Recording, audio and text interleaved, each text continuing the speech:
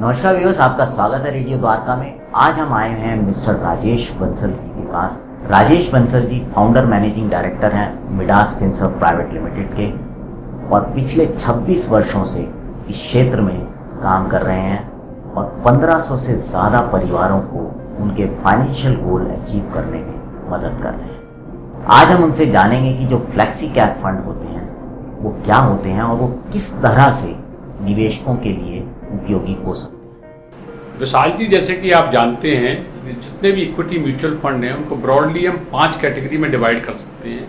Large cap, large and mid cap, multi cap, mid cap and small cap के depending on mid cap या small cap exposure कितना percentage है। जैसे कि for example large and mid cap में 35% large cap होता है, 35% mid cap होता है, जबकि मल्टी कैप फंड में 25% लार्ज कैप, 25% मिड कैप और 25% स्मॉल कैप होता है।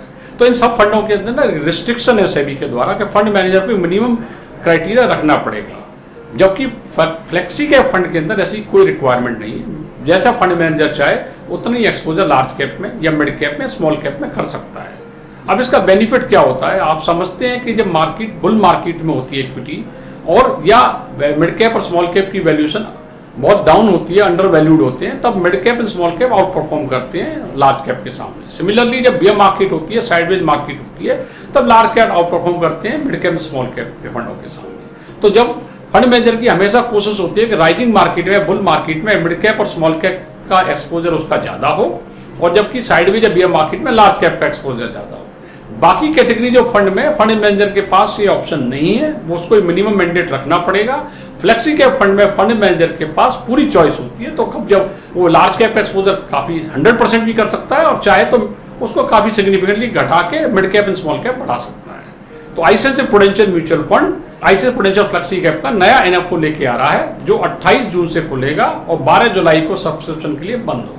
तो इस तरह के फंड में लोगों को जो आज कंफ्यूज इन्वेस्टर के कहां लगाएं, मिड कैप में, स्मॉल कैप में, इस फंड में लगा के फंड मैनेजर की डिस्क्रिप्शन पे छोड़ देना चाहिए। और दूसरी बात, जैसे कि एनएफओ जो होते हैं उनमें फंड मैनेजर को 3 महीने का समय मिलता है फंड को कंस्ट्रक्ट करने के लिए। और आप जैसे लोग जानते हैं, पिछले मार्च 2020 से मार्केट ने कोई सिग्निफिकेंट करेक्शन नहीं लिया और एक वन साइडेड रैली चल रही है।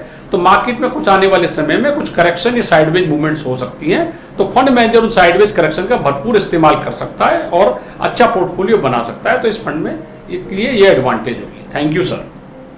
म्यूचुअल फंड निवेश बाजार जोखिमों के अधीन होते हैं। निवेश से पहले योजना संबंधी सभी दस्तावेजों को ध्यानपूर्वक पढ़ लें।